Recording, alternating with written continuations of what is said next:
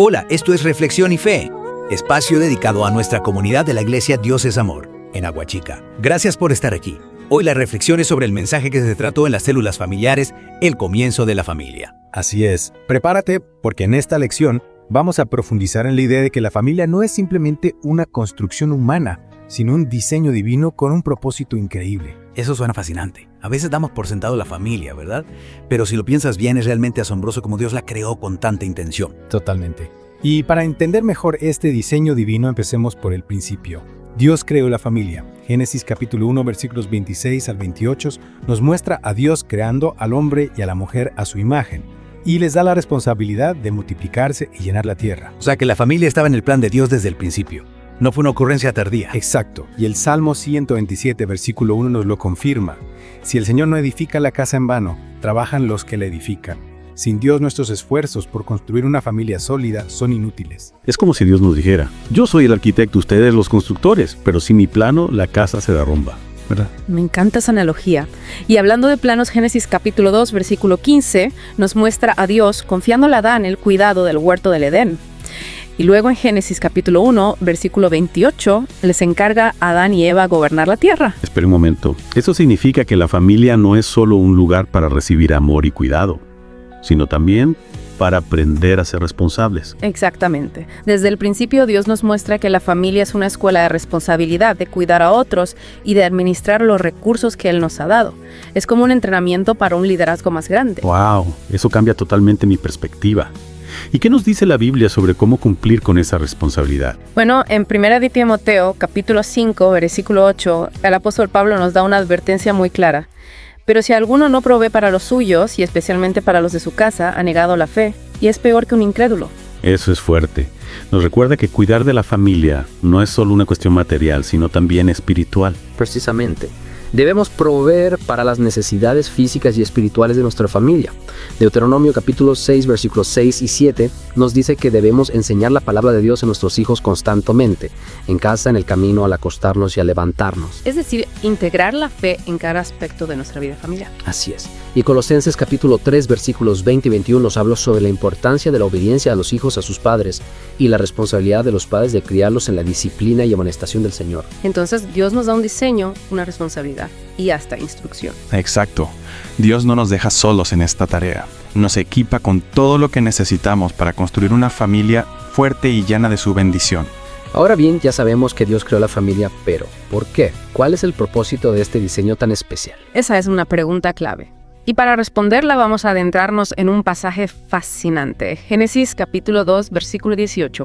Ahí Dios dice: no es bueno que el hombre esté solo, le haré ayuda idónea para él. Espera, me encanta esa frase. Dios mismo reconoce que el hombre necesita compañía, que no puede estar solo. Exactamente. Y aquí es donde entra la mujer creada como ayuda idónea para el hombre. Ayuda idónea. Sí. ¿Qué significa eso exactamente? Suena un poco anticuado, ¿no crees?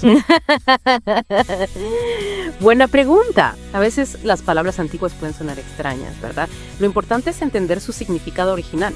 En este caso, ayuda idónea no significa que la mujer sea inferior al hombre, sino que lo complementa. Son dos piezas que encajan perfectamente para formar un equipo increíble. Me gusta esa interpretación. Un equipo, dos piezas que encajan. Y este concepto de equipo se refleja en Eclesiastés capítulo 4, versículos 9 al 12, que nos dice: mejores son dos que uno porque tienen mejor paga por su trabajo. Porque si cayere en el uno, levantará a su compañero, pero ay del solo, que cuando cayere no habrá segundo que lo levante. Es totalmente cierto. En la vida de la familia necesitamos ese apoyo mutuo, esa fuerza que viene de estar unidos. Y la Biblia también destaca el valor único de cada miembro del equipo. Proverbios capítulo 31, versículos 10 al 12, describe a la mujer virtuosa como alguien cuya estima sobrepase largamente a la de las piedras preciosas. Es una descripción hermosa. Me hace pensar en todas esas mujeres increíbles que sostienen a sus familias con su fuerza, su sabiduría y su amor. Y Primera de Pedro, capítulo 3, versículo 7, exhorta a los maridos a tratar a sus esposas con respeto, dándoles honor como a vaso más frágil y como coherederas de la gracia de la vida. Importante es recordar eso. El respeto mutuo es fundamental en la familia, en el matrimonio, en cualquier relación, ¿verdad? Totalmente. Y fíjate que estos pasajes nos hablan de un apoyo mutuo, de un trabajo en equipo, de un respeto profundo. Y todo esto nos lleva a una pregunta clave. ¿Cómo podemos ser esa ayuda idónea para los miembros de nuestra familia? ¿Cómo podemos apoyarnos, animarnos y fortalecernos mutuamente? Esa es la pregunta del millón. Creo que la respuesta está en... Creo que la respuesta está en el amor, en la entrega, en ese esfuerzo diario por comprender y apoyar a quienes amamos. Exacto, el amor es la clave. Y hablando de amor, no podemos olvidar que Dios no solo creó al hombre y a la mujer, sino que también estableció el matrimonio. Por supuesto. Y ese es otro punto fundamental en el diseño divino de la familia.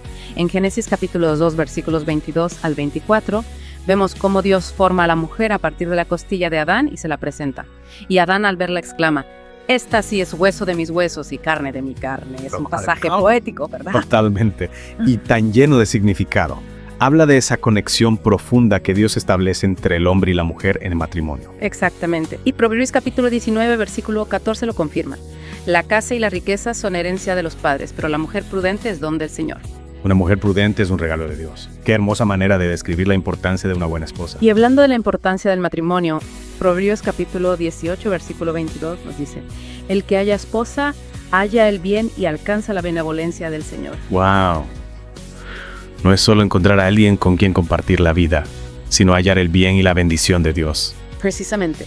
Y esto nos lleva a Efesios capítulo 5, versículos 31 y 32, donde Pablo nos revela algo asombroso.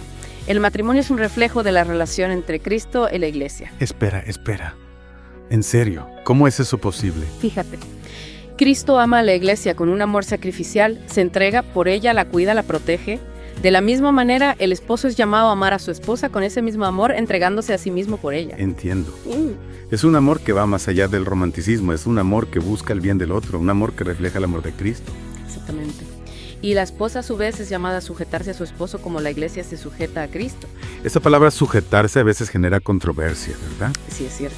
Pero en el contexto bíblico no se trata de una sumisión ciega o de una relación de poder, sino de un reconocimiento del liderazgo del esposo y una disposición a seguir su guía siempre que esté alineada con la voluntad de Dios. Pero tiene sentido. Es como un baile, ¿no? Donde el hombre lleva, pero siempre con respeto y consideración hacia su pareja.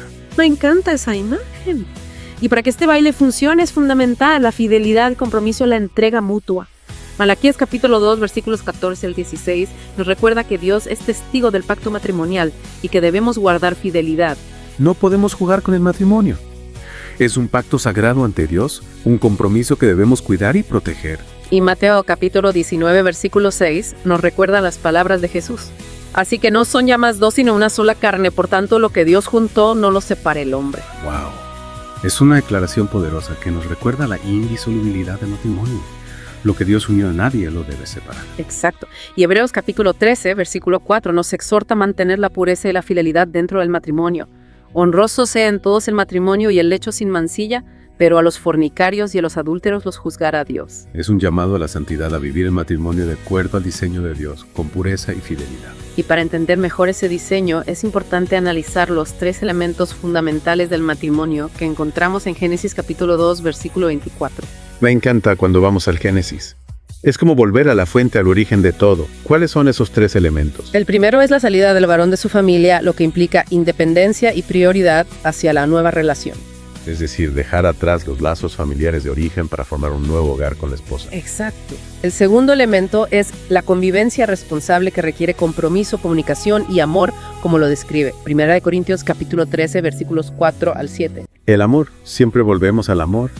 Vivir juntos, compartir la vida, tomar decisiones juntos, apoyarse mutuamente en las diferentes etapas del matrimonio. Todo eso requiere amor. Y el tercer elemento es la unión sexual, un acto sagrado que fortalece el vínculo matrimonial y que debe ser protegido dentro del pacto del matrimonio, como se menciona en 1 Corintios capítulo 7, versículos 3 al 5. La unión sexual, un regalo de Dios para el matrimonio. Un regalo que debe ser valorado, cuidado y disfrutado dentro del contexto del compromiso matrimonial. Precisamente. Estos 3 elementos, la salida del hogar paterno, la convivencia responsable y la unión sexual, son esenciales para un matrimonio saludable y bendecido por Dios. Y hablando de un matrimonio saludable, ¿qué nos dicen las Escrituras sobre cómo vivir este pacto de amor de manera práctica? ¿Cómo podemos fortalecer nuestro matrimonio para que refleje el amor de Cristo? Colosenses capítulo 3, versículos 18 y 19 nos da una guía muy clara. Casadas, estad sujetas a vuestros maridos, como conviene en el Señor. Maridos, amad a vuestras esposas y no seáis ásperos con ellas. Es decir, respeto, sumisión, amor. Esas son las claves para un matrimonio feliz. Exactamente. Y Primera de Tesalonicenses, capítulo 4, versículos 3 al 5, nos exhorta a la santidad y el honor en la relación matrimonial. Pues la voluntad de Dios es vuestra santificación, que os apartéis de fornicación, que cada uno de vosotros sepa tener su propia esposa en santidad y honor. Wow. La santidad y el honor como pilares del matrimonio. Es un llamado a vivir esta relación con pureza, con respeto, con la convicción de que es un regalo sagrado de Dios. Y todo esto nos lleva a una pregunta fundamental. ¿Cómo podemos aplicar estos 3 elementos, estos principios en nuestro matrimonio o en nuestra preparación para él? Esa es la pregunta que debemos hacernos cada día. ¿Estamos viviendo nuestro matrimonio de acuerdo al diseño de Dios? ¿Estamos preparándonos adecuadamente para el matrimonio teniendo en cuenta estos principios bíblicos? Qué importante es reflexionar sobre esto. Y para profundizar en esta reflexión me gustaría compartir una historia conmovedora que ilustra la importancia de la fe en la familia. Se trata de la familia Hernández, una familia común y corriente que, como muchas otras, no estaba completamente entregada a Dios. Cada miembro vivía la fe a su manera sin una verdadera unidad espiritual. Una historia. Me encantan las historias. Cuéntame más sobre la familia Hernández. ¿Quiénes eran? ¿Cómo era su vida? La familia Hernández estaba compuesta por Andrés el padre, un hombre trabajador que creía que con proveer materialmente para su familia ya cumplía con su deber hacia Dios. Rosa la madre era una mujer de fe, pero más bien callada, que oraba en silencio por su hogar, pero no compartía abiertamente sus creencias con su familia. Ya veo, cada uno vivía su fe de manera individual, sin una conexión real entre ellos. ¿Y sus hijos? Que tenían 2 hijos, Daniel y Sofía. Daniel, el mayor, pensaba que con ser una buena persona era suficiente, mientras que Sofía veía la iglesia como una tradición familiar sin mucha relevancia en su vida diaria. Una familia común con sus rutinas, sus creencias y sus diferencias. ¿Y qué fue lo que los sacudió, lo que los llevó a un cambio radical? Un viernes por la tarde todo cambió. Rosa recibió una llamada que le heló la sangre. Daniel había sufrido un grave accidente. Qué momento tan terrible. Me imagino la angustia, la incertidumbre, el miedo. El mundo de los Hernández se derrumbó. Sí. Daniel, su hijo mayor, estaba inconsciente en el hospital. Y de pronto todas esas pequeñas diferencias, esas rutinas, esas vidas individuales perdieron sentido. Las crisis tienen esa capacidad, ¿verdad? De ponerlo todo en perspectiva, de mostrarnos lo que realmente importa. Exacto. Y para los Hernández, este accidente se convirtió en un punto de inflexión.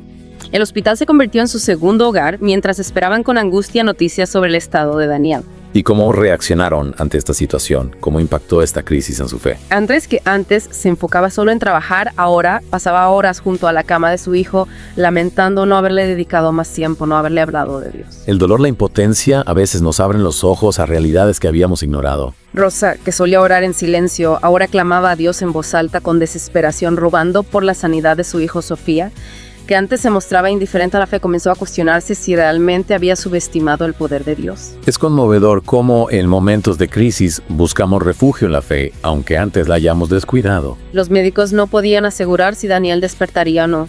La incertidumbre se apoderó de la familia mientras se aferraban a la esperanza de un milagro. Y fue en una de esas noches largas y silenciosas cuando Andrés, buscando consuelo, tomó la Biblia que llevaba años sin abrir. A veces en la oscuridad la palabra de Dios se convierte en una luz, en un consuelo. Y al abrir la Biblia, Andrés se encontró con Josué capítulo 24, versículo 15. Pero yo y mi casa serviremos al Señor. Estas palabras resonaron en su corazón, haciéndole cuestionar si realmente había servido a Dios con su familia o si solo había estado sirviendo a sus propias ambiciones. Un momento de profunda reflexión para Andrés. Se da cuenta de que su responsabilidad como padre va más allá de lo material que debe guiar a su familia hacia Dios. Y esa noche, movidos por la angustia y la necesidad de Dios, los Hernández hicieron algo que nunca antes habían hecho. Oraron juntos como familia. Una oración sincera desde lo más profundo de sus corazones. La oración unida al clamor a Dios en familia. Qué poderosa herramienta en momentos de dificultad. Andrés pidió perdón por ser un líder ausente en su hogar.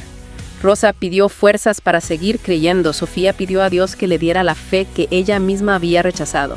Fue una oración llena de dolor, pero también llena de esperanza.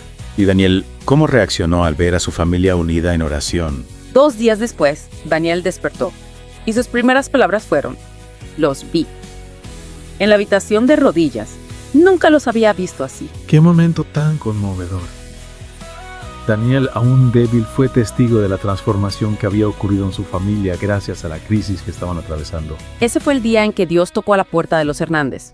no con un milagro instantáneo, sino a través de una prueba que los llevó a entender que una familia sin Dios está destinada a desmoronarse. La historia de los Hernández es una poderosa lección para todos nosotros. Nos recuerda que la verdadera unidad familiar se encuentra en Dios, en la oración compartida, en la búsqueda de su voluntad. Desde ese día, la vida de los Hernández cambió. Cada noche terminaba con una oración en familia. Cada decisión importante era consultada con Dios. Cada día era una oportunidad para vivir bajo su propósito. Un testimonio inspirador que nos invita a reflexionar sobre nuestra propia familia. ¿Estamos construyendo nuestro hogar sobre la roca firme de la fe o sobre la arena movediza de nuestras propias ideas? Te invito a que, al igual que la familia Hernández, abras tu corazón a Dios y le permitas ser el centro de tu hogar. Gracias por compartir esta historia tan conmovedora. Realmente nos invita a reflexionar sobre el verdadero significado de la familia y la importancia de poner a Dios en el centro de nuestras vidas. Y a ti que nos escuchas, te animamos a buscar esa unidad espiritual en tu propia familia, a orar juntos, a estudiar la Biblia, juntos a servir a Dios juntos, porque en Él encontramos la fuerza, el amor y la sabiduría que necesitamos para construir un hogar sólido y lleno de bendición. Hasta la próxima. Reflexión y fe, donde el alma florece. En la iglesia Dios es amor, donde la palabra permanece. Es un llamado.